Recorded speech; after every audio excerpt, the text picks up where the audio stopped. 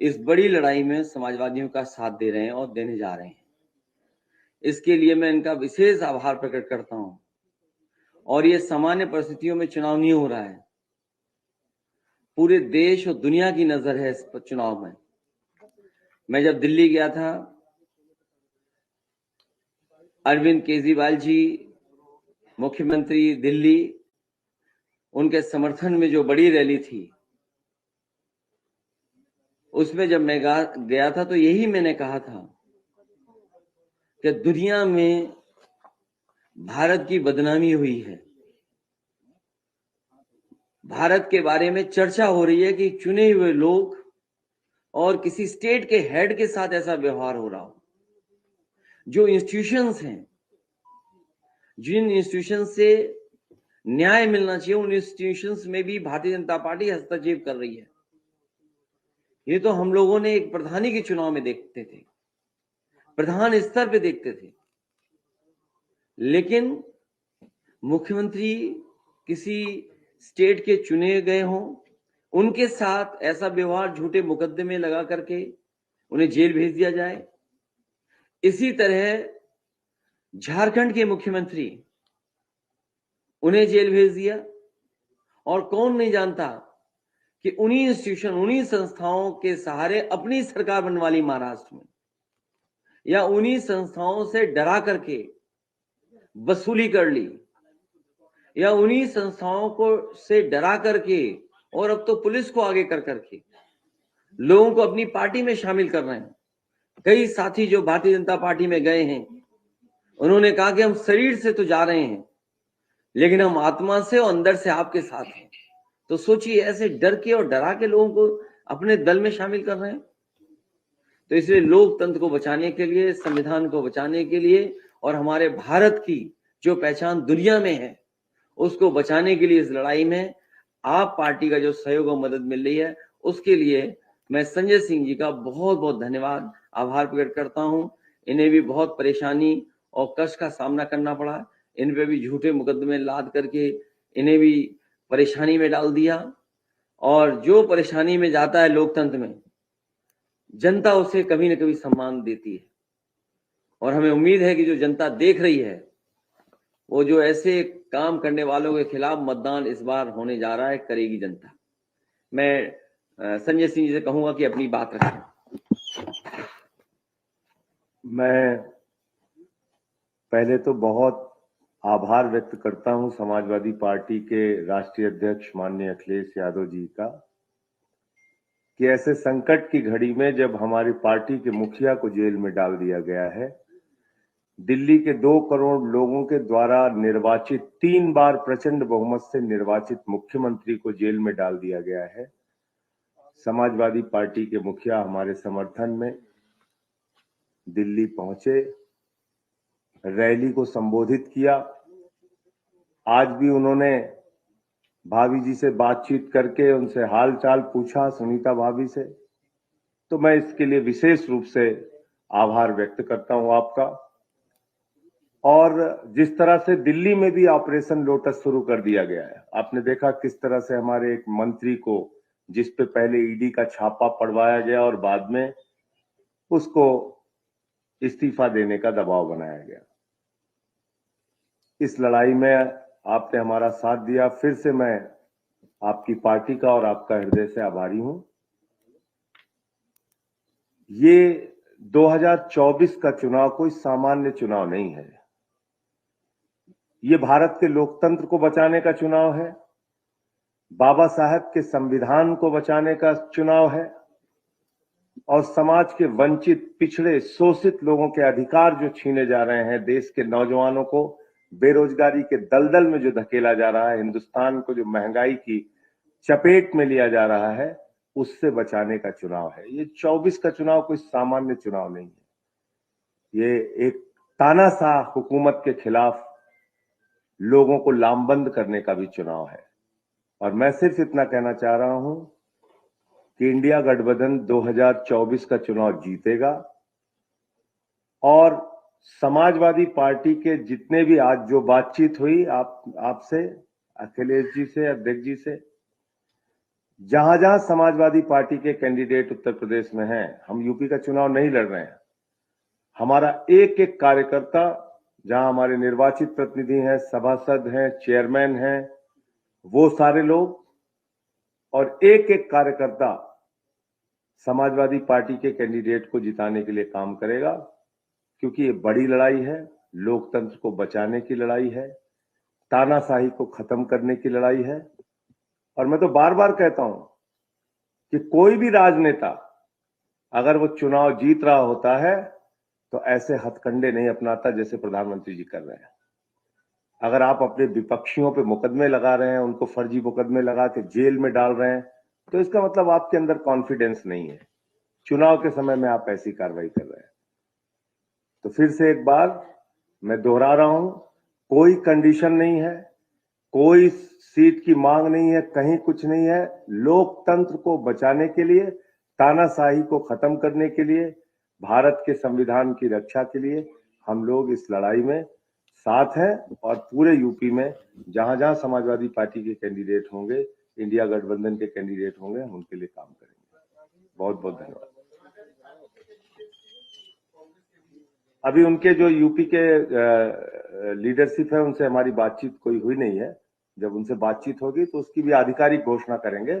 आज जो नहीं, हमने ये कहा कि इंडिया गठबंधन के कैंडिडेट्स को हम लोग पूरा सपोर्ट करेंगे, लेकिन कैसे करेंगे, क्या हम अभियान में कैसी भूमिका निभाएंगे, अभी यूपी की जो कांग्रेस की लीडरशिप है, जो यहाँ के चुनाव के संचालन को देख रही है, उनसे बातचीत नहीं हुई है। जैसे बातचीत होगी उसकी रूपरेखा तैयार करके जहां कांग्रेस के कैंडिडेट भी लड़ रहे हैं उनके लिए काम करेंगे।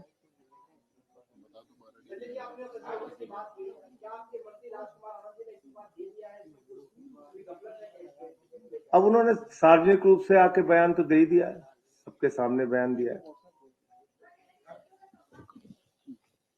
अब जिस दिन ईडी के छापे उनके यहाँ पड़े थे, उस दिन क्या बोला था वो भी देख लीजिए। और जब बाबा साहब के संविधान दिवस पे उन्होंने मुख्यमंत्री जी को बुलाया था अपने कार्यक्रम में, उस दिन उन्होंने क्या बोला था मुख्यमंत्री जी के बारे में, और कितना सम्मान दलितों का अरविंद केजरीवाल जी कर रहे हैं, वो सारे वीडियो निकाल के देख लीजिए। आधिकारिक जो बयान था उस समय ईडी का, वो देखिए आप, सब कुछ साक्ष्य मौजूद है।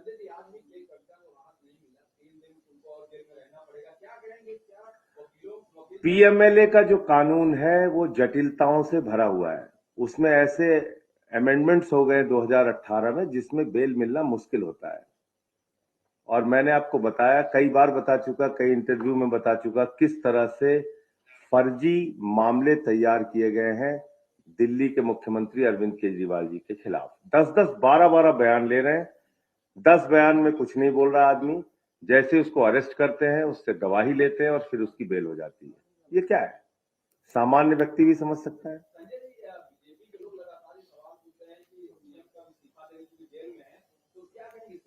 कहा मणिपुर के सीएम के बारे में पूछ रहे हैं? किस सीएम के बारे में पूछ रहे हैं? नहीं, मणिपुर के सीएम को इस्तीफा देना चाहिए। 1 साल से जहां पे हिंसा हो रही है, एक कारगिल के फौजी की पत्नी को निवस्त करके घुमाया गया, जिस राज्य के अंदर कत्लेआम हो रहा है, वहां के मुख्यमंत्री का इस्तीफा नहीं मांगते। जिस अजय मिश्रा टेनी के बेटे ने 4 किसान अन्नदाताओं को कुचल के मार दिया, वो देश के गृह राज्य मंत्री हैं, उनका इस्तीफा नहीं मांगते। अरविंद केजरीवाल का इस्तीफा चाहिए, जो बिजली, पानी, शिक्षा, स्वास्थ्य पे अनुकरणीय काम कर रहे हैं। तो कम से कम नैतिकता भारतीय जनता पार्टी से नहीं सीखनी है। मैं तो कहता हूं कि ये मोदी की गारंटी है, एक एक भ्रष्टाचारी को नहीं छोड़ूंगा, इस बात की गारंटी है। पूरब से लेकर पश्चिम तक, उत्तर से लेकर दक्षिण तक, हर भ्रष्टाचारी को बीजेपी में शामिल करूंगा, इस बात की गारंटी है। अजीत पवार ले लीजिए, नारायण राणे ले लीजिए, छगन भुजबल ले लीजिए, जनार्दन रेड्डी ले लीजिए, किसकी बात, हसन मुशर्रफ ले लीजिए, हेमंत विश्व शर्मा ले लीजिए, शुभेंदु अधिकारी ले लीजिए, मुकुल राय ले लीजिए, कितने नाम गिराए। चुन चुन के देश के बड़े बड़े भ्रष्टाचारियों को अपनी पार्टी में शामिल कर रहे हैं और वो भ्रष्टाचार के खिलाफ बोलते हैं। तो इसलिए ये दोहरा मापदंड है।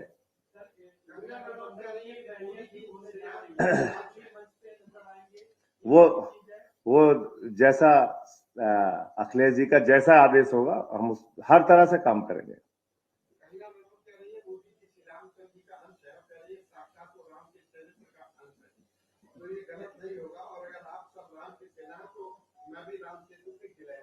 किसके लिए कह रही हैं कि अब देखिए जब इंसान अपने आप को भगवान से तुलना करने लगे तो वो अहंकार की पराकाष्ठा होती है।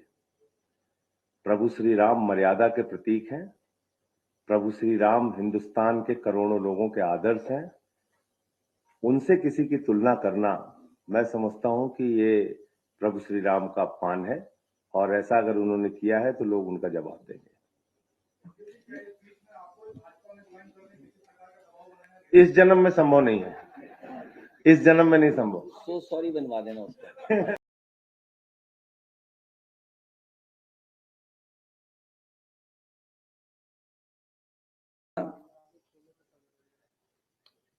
अरविंद केजरीवाल जी मुख्यमंत्री दिल्ली, उनके समर्थन में जो बड़ी रैली थी उसमें जब मैं गया था तो यही मैंने कहा था कि दुनिया में भारत की बदनामी हुई है। भारत के बारे में चर्चा हो रही है कि चुने हुए लोग और किसी स्टेट के हेड के साथ ऐसा व्यवहार हो रहा हो। जो इंस्टीट्यूशंस हैं, जिन इंस्टीट्यूशंस से न्याय मिलना चाहिए, उन इंस्टीट्यूशंस में भी भारतीय जनता पार्टी हस्तक्षेप कर रही है। ये तो हम लोगों ने एक प्रधानी के चुनाव में देखते थे, प्रधान स्तर पे देखते थे, लेकिन मुख्यमंत्री किसी स्टेट के चुने गए हों, उनके साथ ऐसा व्यवहार झूठे मुकदमे लगा करके उन्हें जेल भेज दिया जाए। इसी तरह झारखंड के मुख्यमंत्री, उन्हें जेल भेज दिया। और कौन नहीं जानता कि उन्हीं इंस्टीट्यूशन, उन्हीं संस्थाओं के सहारे अपनी सरकार बनवा ली महाराष्ट्र में, या उन्हीं संस्थाओं से डरा करके वसूली कर ली, या उन्हीं संस्थाओं को से डरा करके, और अब तो पुलिस को आगे कर करके लोगों को अपनी पार्टी में शामिल कर रहे हैं। कई साथी जो भारतीय जनता पार्टी में गए हैं, उन्होंने कहा कि हम शरीर से तो जा रहे हैं लेकिन हम आत्मा से और अंदर से आपके साथ हैं। तो सोचिए, ऐसे डर के और डरा के लोगों को अपने दल में शामिल कर रहे हैं। तो इसलिए लोकतंत्र को बचाने के लिए, संविधान को बचाने के लिए, और हमारे भारत की जो पहचान दुनिया में है उसको बचाने के लिए इस लड़ाई में आप पार्टी का जो सहयोग और मदद मिल रही है, उसके लिए मैं संजय सिंह जी का बहुत बहुत धन्यवाद, आभार प्रकट करता हूं। इन्हें भी बहुत परेशानी और कष्ट का सामना करना पड़ा। इन पे भी झूठे मुकदमे लाद करके इन्हें भी परेशानी में डाल दिया, और जो परेशानी में जाता है लोकतंत्र में, जनता उसे कभी न कभी सम्मान देती है। और हमें उम्मीद है कि जो जनता देख रही है, वो जो ऐसे काम करने वालों के खिलाफ मतदान इस बार होने जा रहा है, करेगी जनता। मैं संजय सिंह जी से कहूंगा कि अपनी बात रखें। मैं पहले तो बहुत आभार व्यक्त करता हूं समाजवादी पार्टी के राष्ट्रीय अध्यक्ष माननीय अखिलेश यादव जी का, कि ऐसे संकट की घड़ी में जब हमारी पार्टी के मुखिया को जेल में डाल दिया गया है, दिल्ली के 2 करोड़ लोगों के द्वारा निर्वाचित, 3 बार प्रचंड बहुमत से निर्वाचित मुख्यमंत्री को जेल में डाल दिया गया है। समाजवादी पार्टी के मुखिया हमारे समर्थन में दिल्ली पहुंचे, रैली को संबोधित किया।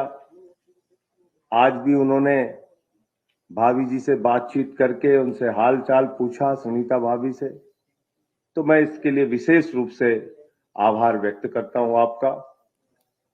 और जिस तरह से दिल्ली में भी ऑपरेशन लोटस शुरू कर दिया गया है, आपने देखा किस तरह से हमारे एक मंत्री को, जिस पे पहले ईडी का छापा पड़वाया गया और बाद में उसको इस्तीफा देने का दबाव बनाया गया। इस लड़ाई में आपने हमारा साथ दिया। फिर से मैं आपकी पार्टी का और आपका हृदय से आभारी हूं। ये 2024 का चुनाव कोई सामान्य चुनाव नहीं है। ये भारत के लोकतंत्र को बचाने का चुनाव है, बाबा साहब के संविधान को बचाने का चुनाव है और समाज के वंचित, पिछड़े, शोषित लोगों के अधिकार जो छीने जा रहे हैं, देश के नौजवानों को बेरोजगारी के दलदल में जो धकेला जा रहा है, हिंदुस्तान को जो महंगाई की चपेट में लिया जा रहा है, उससे बचाने का चुनाव है। ये 24 का चुनाव कोई सामान्य चुनाव नहीं है। ये एक तानाशाह हुकूमत के खिलाफ लोगों को लामबंद करने का भी चुनाव है। और मैं सिर्फ इतना कहना चाह रहा हूं कि इंडिया गठबंधन 2024 का चुनाव जीतेगा और समाजवादी पार्टी के जितने भी आज जो बातचीत हुई आपसे, अखिलेश जी से, अध्यक्ष जी से, जहां जहां समाजवादी पार्टी के कैंडिडेट उत्तर प्रदेश में हैं, हम यूपी का चुनाव नहीं लड़ रहे हैं, हमारा एक एक कार्यकर्ता, जहां हमारे निर्वाचित प्रतिनिधि हैं, सभासद हैं, चेयरमैन हैं, वो सारे लोग और एक एक कार्यकर्ता समाजवादी पार्टी के कैंडिडेट को जिताने के लिए काम करेगा, क्योंकि ये बड़ी लड़ाई है, लोकतंत्र को बचाने की लड़ाई है, तानाशाही को खत्म करने की लड़ाई है। और मैं तो बार बार कहता हूं कि कोई भी राजनेता अगर वो चुनाव जीत रहा होता है तो ऐसे हथकंडे नहीं अपनाता जैसे प्रधानमंत्री जी कर रहे हैं। अगर आप अपने विपक्षियों पे मुकदमे लगा रहे हैं, उनको फर्जी मुकदमे लगा के जेल में डाल रहे हैं, तो इसका मतलब आपके अंदर कॉन्फिडेंस नहीं है। चुनाव के समय में आप ऐसी कार्रवाई कर रहे हैं। तो फिर से एक बार मैं दोहरा रहा हूं, कोई कंडीशन नहीं है, कोई सीट की मांग नहीं है, कहीं कुछ नहीं है। लोकतंत्र को बचाने के लिए, तानाशाही को खत्म करने के लिए, भारत के संविधान की रक्षा के लिए हम लोग इस लड़ाई में साथ हैं और पूरे यूपी में जहां जहां समाजवादी पार्टी के कैंडिडेट होंगे, इंडिया गठबंधन के कैंडिडेट होंगे, हम उनके लिए काम करेंगे। बहुत बहुत धन्यवाद। अभी उनके जो यूपी के लीडरशिप है, उनसे हमारी बातचीत कोई हुई नहीं है। जब उनसे बातचीत होगी तो उसकी भी आधिकारिक घोषणा करेंगे। आज जो नहीं, हमने ये कहा कि इंडिया गठबंधन के कैंडिडेट्स को हम लोग पूरा सपोर्ट करेंगे, लेकिन कैसे करेंगे, क्या हम अभियान में कैसी भूमिका निभाएंगे, अभी यूपी की जो कांग्रेस की लीडरशिप है, जो यहाँ के चुनाव के संचालन को देख रही है, उनसे बातचीत नहीं हुई है। जैसे बातचीत होगी उसकी रूपरेखा तैयार करके जहां कांग्रेस के कैंडिडेट भी लड़ रहे हैं उनके लिए काम करेंगे।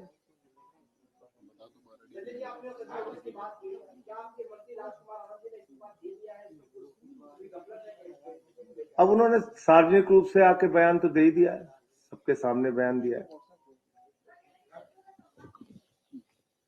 अब जिस दिन ईडी के छापे उनके यहाँ पड़े थे, उस दिन क्या बोला था वो भी देख लीजिए। और जब बाबा साहब के संविधान दिवस पे उन्होंने मुख्यमंत्री जी को बुलाया था अपने कार्यक्रम में, उस दिन उन्होंने क्या बोला था मुख्यमंत्री जी के बारे में और कितना सम्मान दलितों का अरविंद केजरीवाल जी कर रहे हैं, वो सारे वीडियो निकाल के देख लीजिए। आधिकारिक जो बयान था उस समय ईडी का, वो देखिए आप, सब कुछ साक्ष्य मौजूद है।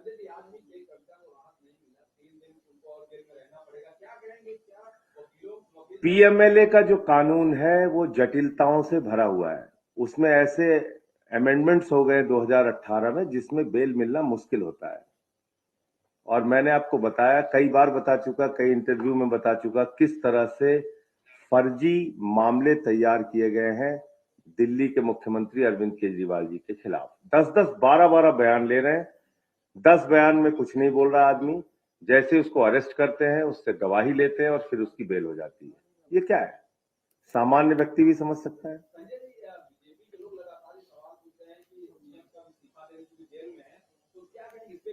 कहा मणिपुर के सीएम के बारे में पूछ रहे हैं?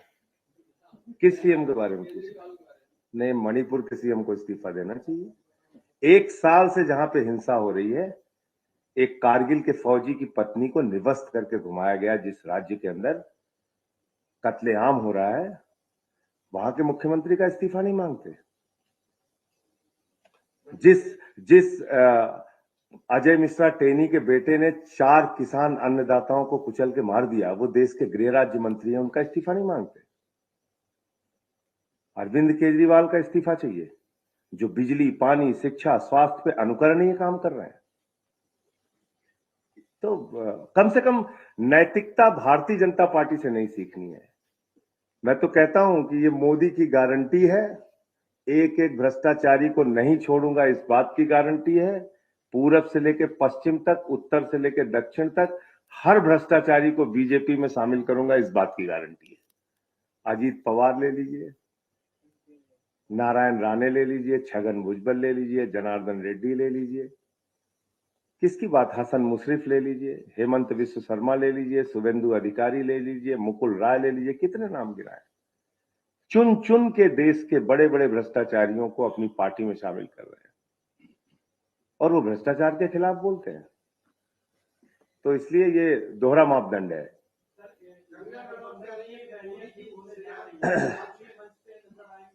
वो जैसा अखिलेश जी का जैसा आदेश होगा हम हर तरह से काम करेंगे।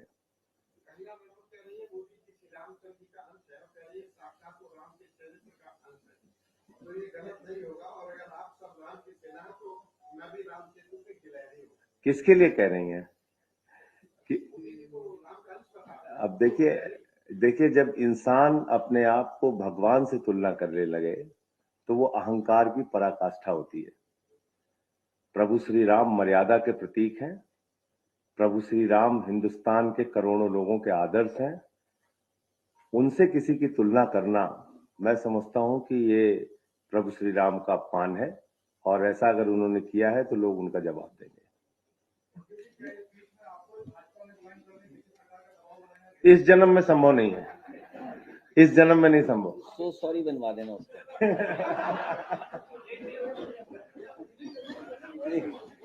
सो सॉरी बनवा देना।